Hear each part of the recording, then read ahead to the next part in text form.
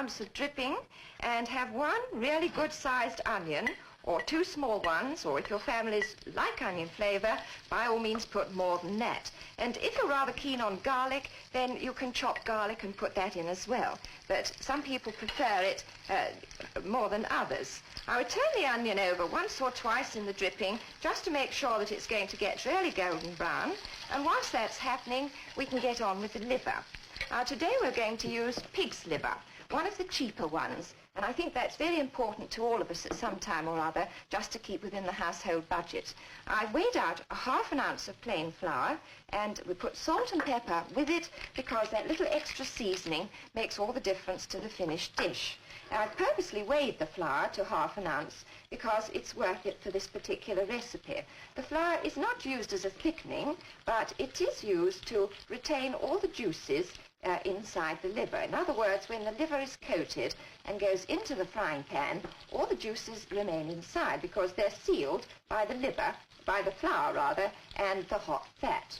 The cheaper, more expensive cuts of liver, calves and lamb's liver do cook really quickly. So make sure that when you're grilling or frying them that you don't overdo it. You know how easy it is to make liver tough, and that's awfully disappointing because after all, liver is quite a treat.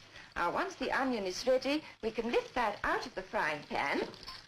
And we don't want to overcook the onion either, because the whole dish is going to go into the oven presently, and the onion will have a chance to finish off cooking in there. There should be some dripping left in the pan from the onion. After all, onion doesn't absorb dripping very much, and we want the dripping left there because the flour on the liver will take up that extra little bit of fat. So there's all the onion taken out, and we put in the sliced liver and cook it, or rather brown it quickly on each side. No need to cook it at this stage, but just to lightly brown it.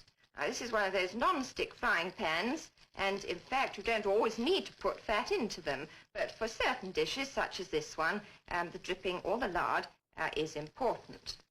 Now there's the liver already starting to seal on one side, so we quickly turn it over and give it a chance to seal on the other side. The cheaper cut of liver, this one, the pig's liver, really is better when it has moisture included with it in its dish. It cooks better, and you'll find there's every chance of it being very, very tender.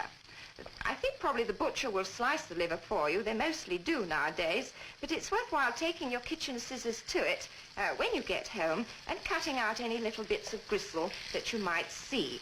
The children especially, I think, don't like to have gristle, do they, on their plates. It puts them off, and sometimes puts them off the whole meal, and then that's trouble for us. So if you just use the kitchen scissors, cut out the gristle, it just pays for that extra time. Now that is just sealed, not even browned hardly, but just sealed on both sides. And we'll lift the frying pan off and take the dish back to the table, ready to put it straight into the casserole. Now, the choice of your casserole for this dish is quite important, because you do want a really deep one to make sure that you've plenty of room for all the ingredients that are going into it.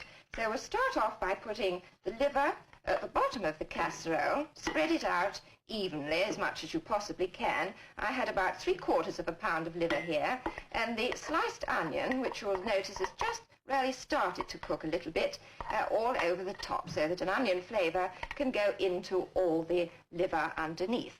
Now, the next ingredient is a can of Heinz baked beans, and we all know how popular baked beans are with the family, especially on toast with bacon perhaps and cheese as a quick snack. But it's a great advantage to put them into stews and casseroles of this kind. It helps with the protein value, of course, because baked beans do have a protein in them, and it makes more of it too. And then we add a can of Heinz cream of tomato soup. Now, you've only to look inside a can or watch it coming out of the can to imagine what a lovely flavour such a golden-coloured soup is going to make. And liver and tomato do go particularly well together. So there we've used the 2 cans, and then I think probably nobody would want to cook liver without bacon. So we cover the top of the casserole with some rashers of bacon. Now, I've chosen some short-back rashers and some streaky. Now, if you live in the north of England, you buy those two rashers on one piece, but in the south of England, you do buy them separately. The streaky, of course, is cheaper, and so you can mix the two together so that it doesn't make too an expensive dish of it.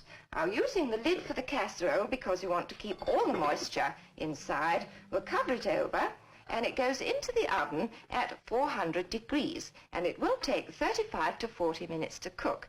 So we've had to have one already made to show you, so that it can come straight out of the oven now. We'll put this one just on the top whilst we get the other one out of the oven. Now, this one has had exactly 35 minutes. And although in a recipe we often say 35 to 40 minutes, it's always worthwhile looking at it at the first length of time, the 35 minutes, because it may well be done and ready to come out of the oven. I'll just leave that one for its 35 minutes. Make sure it's all right there. And this is the one that was cooked already. So it's liver casserole for lunch today, and I expect you'd like to see what it looks like inside. Perhaps have a sniff when the lid comes off. And those are the mixed flavours with the Heinz products and the fresh liver. Shall I lift some out so that you can see it perhaps and know exactly what it's going to taste like? Now, of course, the liver is right at the bottom, so we have to make sure that we get even shares of liver and bacon for each person. Now, it's not always easy to tell by looking at liver whether it's cooked or not, but I can assure you that in that length of time in the oven, it is cooked, and you'll find that even the smallest member of the family who's on solid foods can eat it quite easily. So we'll just put that dish on one side for the moment. Gives you a chance to imagine it anyway, even if you're not actually tasting it at the moment.